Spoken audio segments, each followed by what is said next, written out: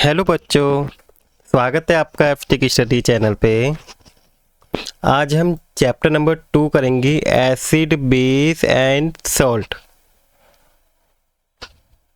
ये आपके क्लास 10 का चैप्टर है, जिसको हम पूरे चैप्टर को नहीं बल्कि मैं आपको हाफ चैप्टर को आज इस वीडियो में कराऊंगा। पार्ट सेकंड को मैं आपको अपनी नेक्स्ट वीडियो में कराऊंगा।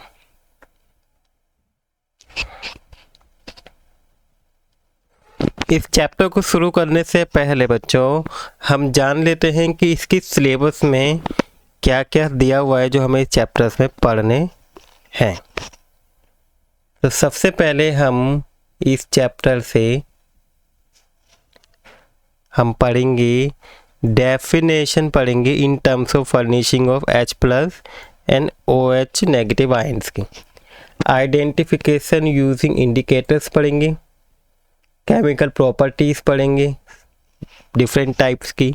एग्जाम्पल एंड यूजेस पढ़ेंगे। न्यूट्रलाइजेशन रिएक्शन क्या होती है। Concept of pH scale relating to logarithm not required, इसमें है नहीं। Importance of pH in everyday life कि एवरीडे लाइफ में हम हमारे पीएच के क्या इंपॉर्टेंस है वो पढ़ेंगे हम।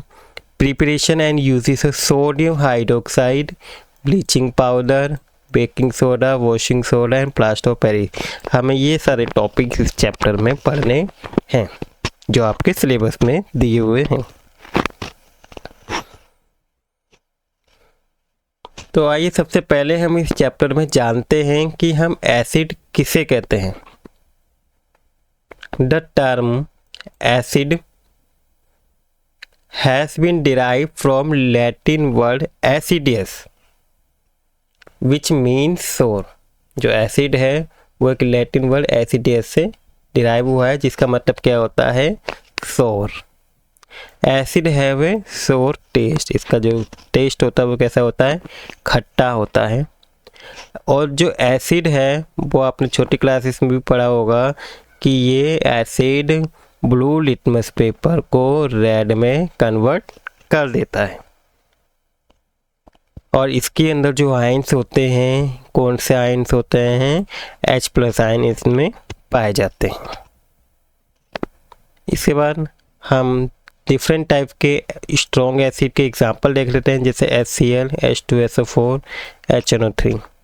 वीक एसिड कौन से हैं, CH3, COOH, ऑक्सिलिक एसिड और लैक्टिक एसिड। कंसनट्रेटिक एसिड कौन कौन से होते हैं, more amount of acid plus less amount of water, जिसमें पाया जाता है वो कंसनट्रेटेड एसिड होता है। और डाइल्यूटेड एसिड में क्या होता है कि इसके अंदर मोर अमाउंट ऑफ वाटर होता है लेकिन एसिड कम होता है, इसको हम डाइल्यूटेड एसिड कहते हैं। यह आपकी सोर्स ऑफ एसिड्स हैं कि जो एसिड है वो किन किन में होता है, जैसे एप्पल में मैलिक एसिड, विनेगर में एसिटिक एसिड, लेमन में साइट्रिक एसिड, टमाटो में ऑक्सिलिक एसिड, ग्रेप्स में टार्टरिक एसिड, मिल्क में आपका लैक्टिक एसिड, और जो अंट होती है वो कौन सा एसिड छोड़ती है, फॉर्मिक एसिड। ठीक है, तो ये डिफरेंट टाइप्स ऑफ सोर्सेज हैं एसिड। इसके बाद आपका आता है बेस। बेस क्या होता है, ये एक ऐसा सब्सटेंस होता है which are bitter in taste, जो टेस्ट में कैसा होता है, कड़वा, और टच करने में कैसा होता है, सोपी होता है। ठीक है, साबुन की तरह। और ये क्या करते हैं, ये रेड लिटमस पेपर को ब्लू में कन्वर्ट कर देता है। और इसके अंदर जो आयंस होते हैं वो कौन से होते हैं, OH नेगेटिव आयंस इसमें पाए जाते हैं। अब इसमें स्ट्रॉन्ग बेसिस कौन से होते हैं, NOH, पोटेशियम ऑक्साइड और CaOH। वीक एसिड कौन सा होता है, अमोनियम ऑक्साइड यानी कि NH4OH।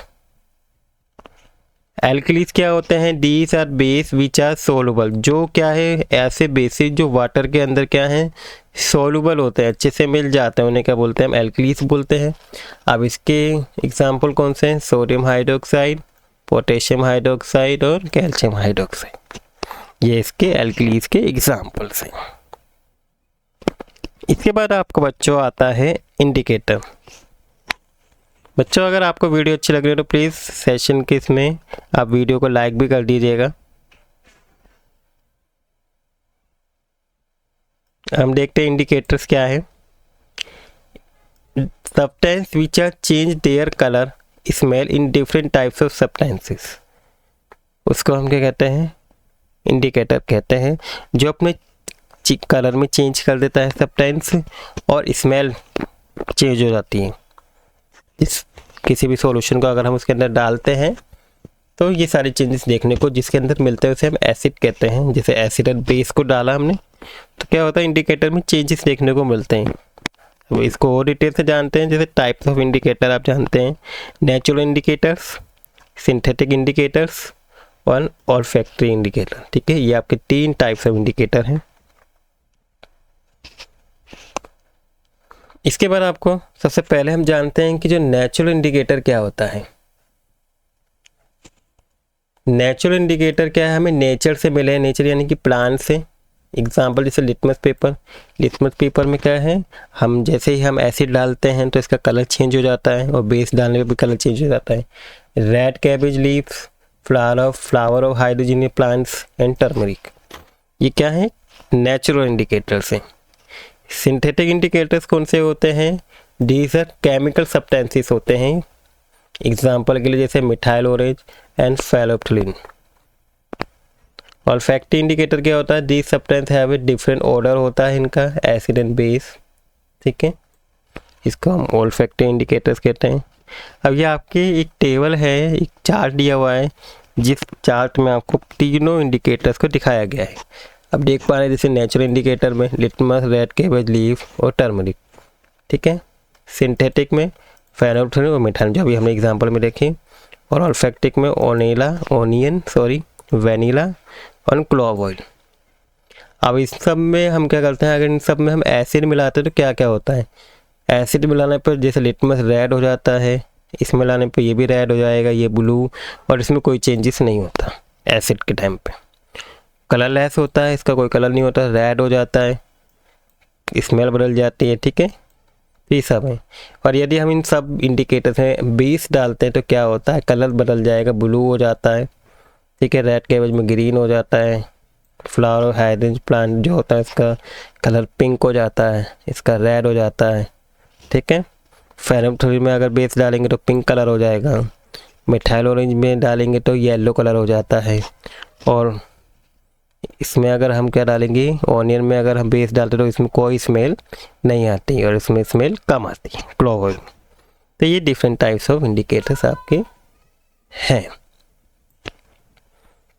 इसके बाद आपका नेक्स्ट टॉपिक आता है, how do acid and base react with metal. जो एसिड और बेस है वो मेटल के साथ कैसे रिएक्ट करते हैं। तो सबसे पहले जैसे जिंक ग्रेनाइट जो है एक मेटल है, वो डाइल्यूट हाइड्रोक्लोरिक एसिड के साथ रिएक्ट करता है टेस्ट ट्यूब में। तो यहाँ पे देख पा रहे हैं जैसे ये हाइड्रोक्लोरिक एसिड है, जिंक के साथ रिएक्ट कर क्या बना, जिंक क्लोराइड और हाइड्रोजन गैस बनती है। तो अब इसमें क्या देख पा रहे हैं कि जैसे ही मेटल एसिड के साथ रिएक्ट कर रहा है तो एक गैस निकल रही है, एक गैस इमिट हो रही है। तो वो कौन सी गैस है, हाइड्रोजन गैस इमिट हो रही है। ठीक है, ये देखिए यहाँ पे एग्जांपल में दिखाया है ये डायग्राम में। ठीक है, एक स्टैंड ट्यूब है, इसके अंदर क्या है, हाइड्रोजन गैस क्या है, बबल्स इसकी बन रहे हैं।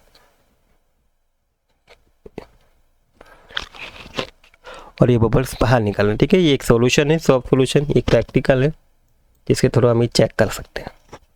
ये इसके अंदर जो डाइल्यूट सॉल्यूशन है वो किसका है, सल्फ्यूरिक एसिड का है। एक टेस्ट ट्यूब है जिसके अंदर क्या डाले हुए हैं, जिंक ग्रेनाइट डाले हुए हैं। सल्फ्यूरिक एसिड में जैसे जिंक ग्रेनाइट डाले तो ये क्या है, हाइड्रोजन गैस बबल्स इसके ऊपर की ओर निकल रहे हैं। तो ये रिएक्शन ऑफ जिंक ग्रेनाइट है जो डाइल्यूट सल्फ्यूरिक एसिड के साथ कराई जा रही है। तो इसमें हम ये देख पा रहे हैं बच्चों कि इसके अंदर क्या हो रही है, हाइड्रोजन गैस इमिट हो रही है। तो note that the metal in that above reaction displace, metal ने क्या करा, डिस्प्लेस करा hydrogen atom from the acid as a hydrogen gas and form a compound बनाया जिसको क्या बोलेंगे हम, सोल्ट बोलते हैं। The reaction of metal with an acid can be summarise as, हम इसको इस तरीके से बोल सकते हैं कि जब भी एसिड को मेटल के साथ रिएक्ट कराते हैं तो सोल्ट बनता है और हाइड्रोजन गैस उसमें से निकलती है। ठीक है, इसके बाद अगर हम रिएक्शन कराएं बेस को मेटल के साथ तो क्या होगा, bases react with metal to evolve hydrogen gas, इसमें भी हाइड्रोजन गैस निकलती है। Also note that the all metal do not react with base, the metal must be more reactive than metals present in the base for the reaction to take place. तो यहाँ पे देख पा रहे हैं कि बेस को अगर मेटल के साथ रिएक्ट तो सॉल्ट और हाइड्रोजन गैस निकलेगी। एग्जाम्पल जैसे जिंक ग्रेनाइट को रिएक्ट कराएंगे हम बेस सॉल्यूशन के साथ सोडियम हाइड्रोक्साइड के साथ, तो क्या बनेगा, जिंक सोडियम जिंकेट बनता है, जिसके साथ क्या है, एक हाइड्रोजन गैस निकलती है। तो hydrogen gas release can be tested by the bringing turning candle से भी हम क्या है टेस्ट कर सकते हैं जब उसके बबल्स बनते हैं, और जब वो ब्रस्ट करते हैं तो उसमें से एक पॉप साउंड क्रिएट होता है।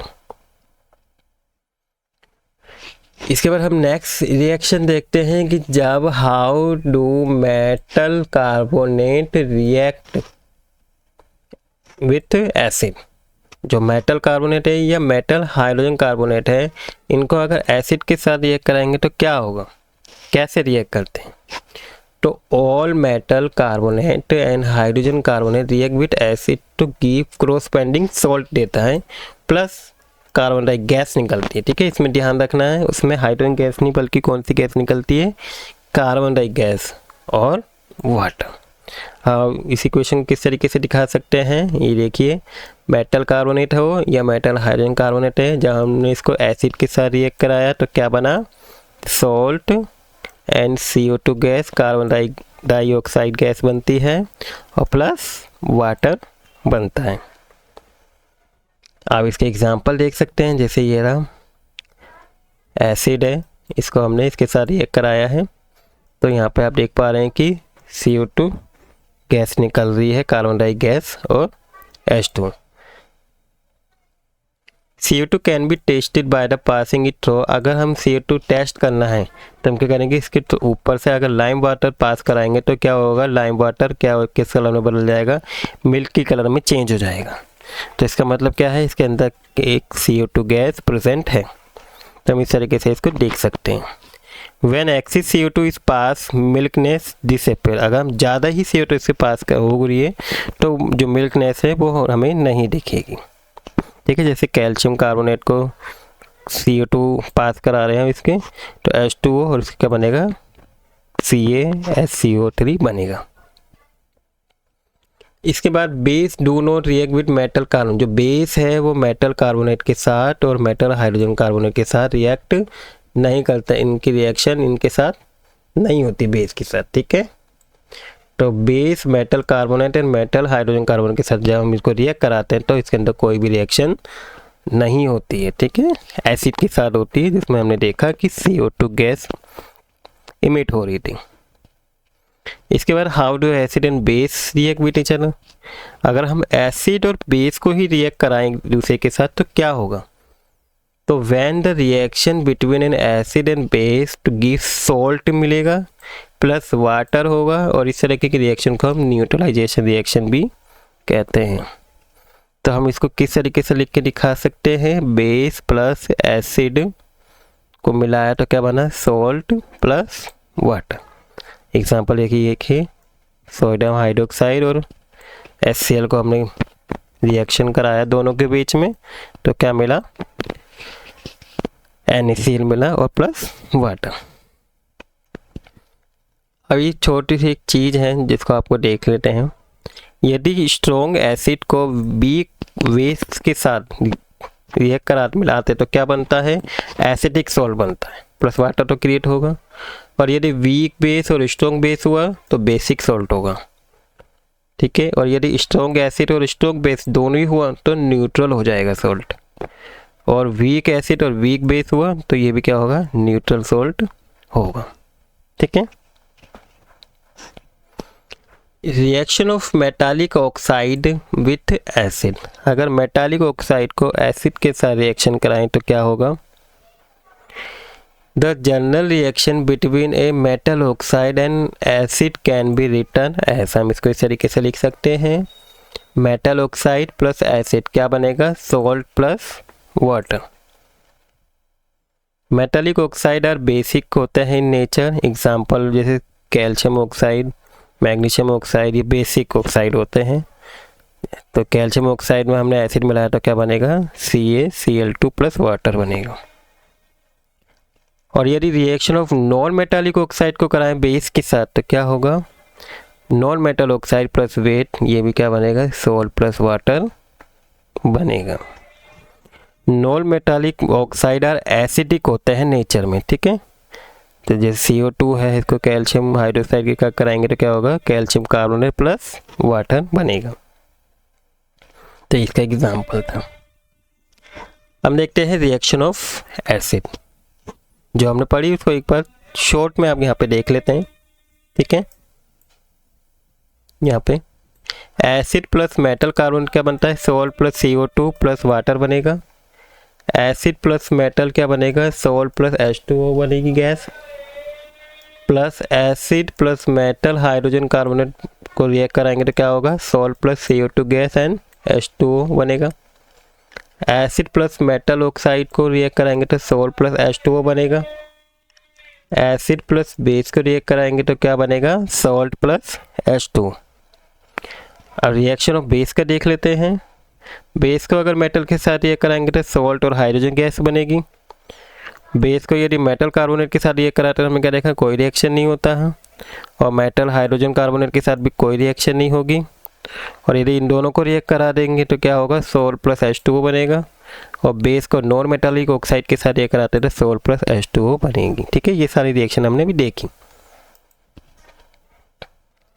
इसके बाद what do all acid and base have in common, तो जितने भी एसिड और बेस हैं इन सब में क्या चीज़ कॉमन है, तो all acid generate hydrogen gas. जितने भी एसिड होते हैं उसमें कौन सी गैस निकलती है, हाइड्रोजन गैस निकलती है, जब हम मेटल के साथ उसको क्या कराते हैं बच्चों, रिएक्ट कराते हैं। So hydrogen seems to be common, तो हाइड्रोजन क्या है, सभी उसमें कॉमन है।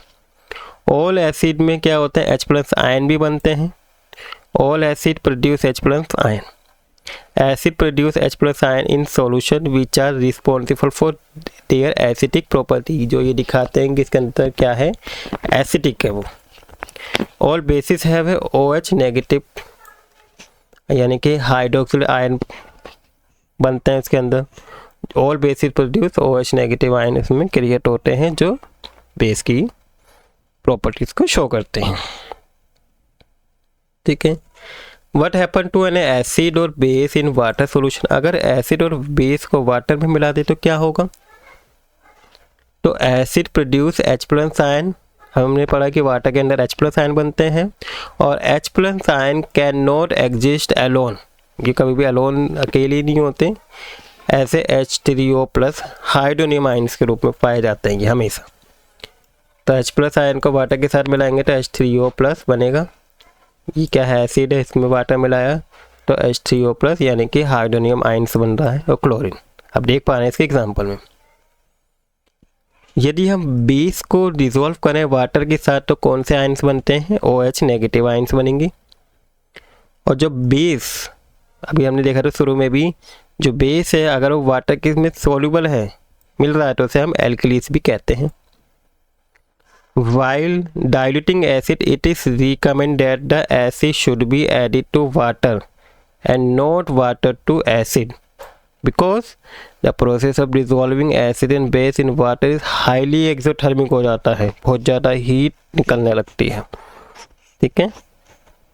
इसे एग्जाम्पल हम देख पा रहे हैं, ये बेस है, वाटर के साथ ये कराने तो ये बन रहा है, मैग्नीशियम को वाटर के साथ ये कराएंगे तो ये हो रहा है, ठीक है। इसके बाद हाउ स्ट्रॉन्ग आर एसिड और बेस सॉल्यूशन, वो कितने स्ट्रॉन्ग हैं, कैसे, तो हमें यदि strength of acid and base can be, हम कैसे पता कर सकते हैं, यूनिवर्सल इंडिकेटर के थ्रू।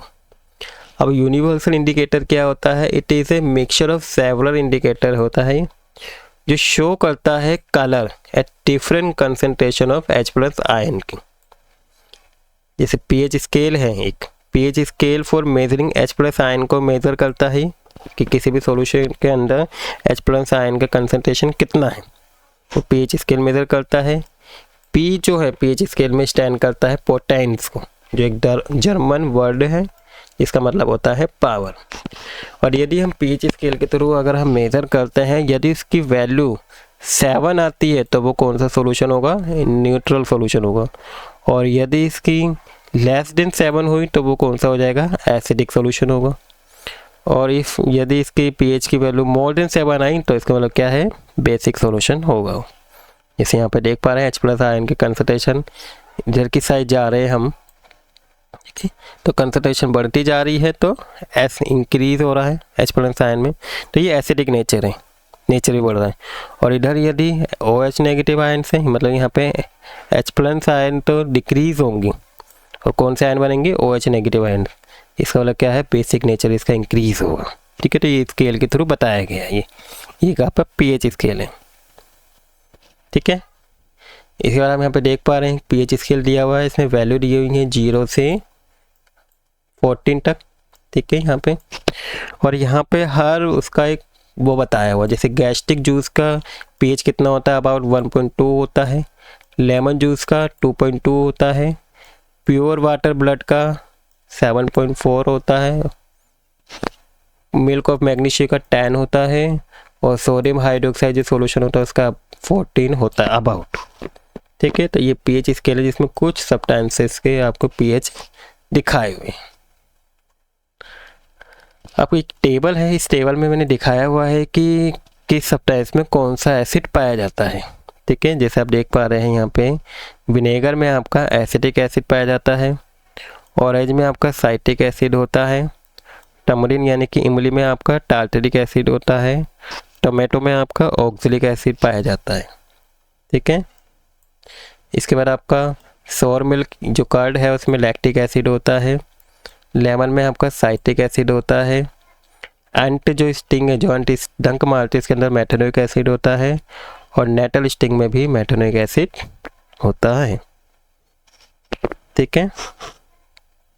तो हम यहीं तक रखते हैं इस वीडियो में। इम्पोर्टेंस ऑफ जो pH है आपका एवरी डाइट में क्या इम्पोर्टेंस है, ये आपको मैं अपनी आने वाली नेक्स्ट वीडियो में कराऊंगा पार्ट 2 में। तो पार्ट 1 में मैंने आपको यहाँ तक करा दिया है, ठीक है। आप आई होप आपको सारे टॉपिक अच्छे से समझ में आए गए होंगे। अगर आपको किसी प्रकार का कोई डाउट हो तो आप कमेंट सेक्शन में भी मुझसे पूछ सकते हैं। एंड आई होप आपको वीडियो भी अच्छी लगी होगी। अगर आपको वीडियो अच्छी लगी है तो प्लीज़ वीडियो को लाइक कर दीजिएगा। और अगर आप इस चैनल पर नए हैं तो प्लीज़ चैनल को सब्सक्राइब कर लीजिएगा। Thank you for watching video.